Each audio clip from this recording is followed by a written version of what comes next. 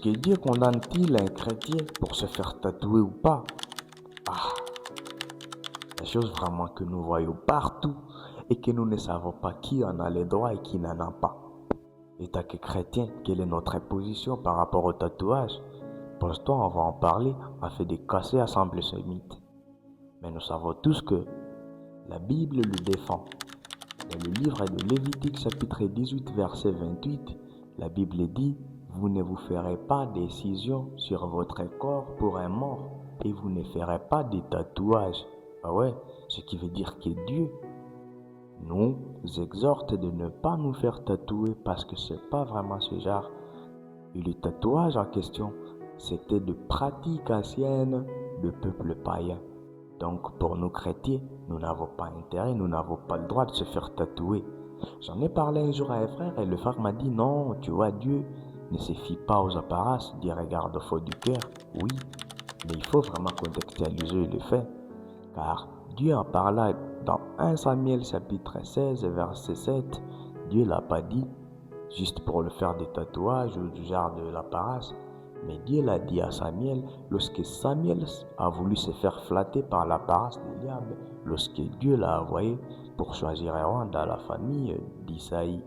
Ce qui veut dire que Dieu, lui, ne tolère pas le fait de se faire tatouer. La Bible va encore plus loin en disant: ne vous conformez pas au siècle présent, mais que vous soyez transformés par le renouvellement de l'intelligence. Oui, nous n'avons pas intérêt à nous confier, à nous conformer au siècle présent. Nous avons intérêt à nous laisser transformer par le renouvellement de l'intelligence. La dernière chose que nous savons tous, la Bible déclare que nos corps sont le temple de l'Esprit Saint et que l'Esprit Saint demeure en nous.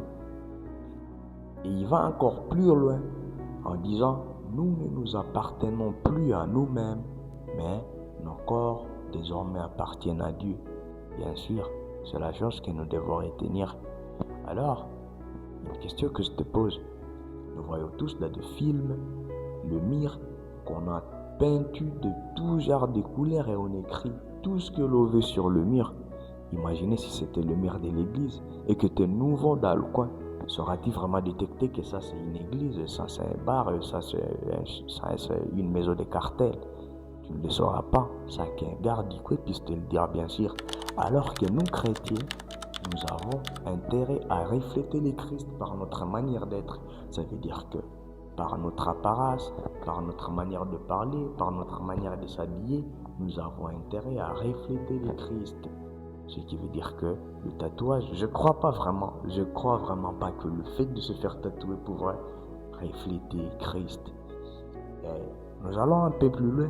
Il y a un frère aussi qui m'a dit: non, tu vois, le tatouage en question n'a pas de problème si ce qu'il représente ne sont pas de très mauvaises choses ou ne représentent pas les choses de violence. Je dis: ouais, c'est pas le cas, mon frère, parce que Dieu, en nous défendant les tatouages, il n'a pas dit: mais ok, vous pouvez faire ce genre de tatouage, c'est pas mauvais. Non, Dieu a dit avec sincérité que vous ne vous feriez un point de tatouage. Gardez en tête le fait que nos corps sont les temples de l'Esprit et que l'Esprit demeure en nous et qu'en entrant en Christ, nous ne nous appartenons plus. Alors, une question que je te pose toi aussi: et pour ceux qui croient en Christ après qu'ils s'est fait tatouer, quel est leur camp?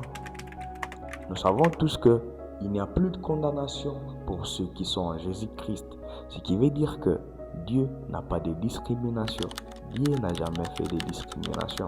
Il accueille tout le monde qui se sent vraiment sur le chemin de revenir vers lui.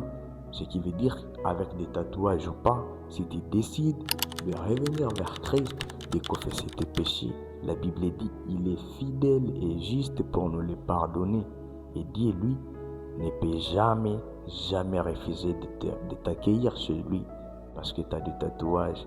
Car la Bible déclare qu'il n'y a plus de condamnation pour ceux qui sont en Jésus-Christ.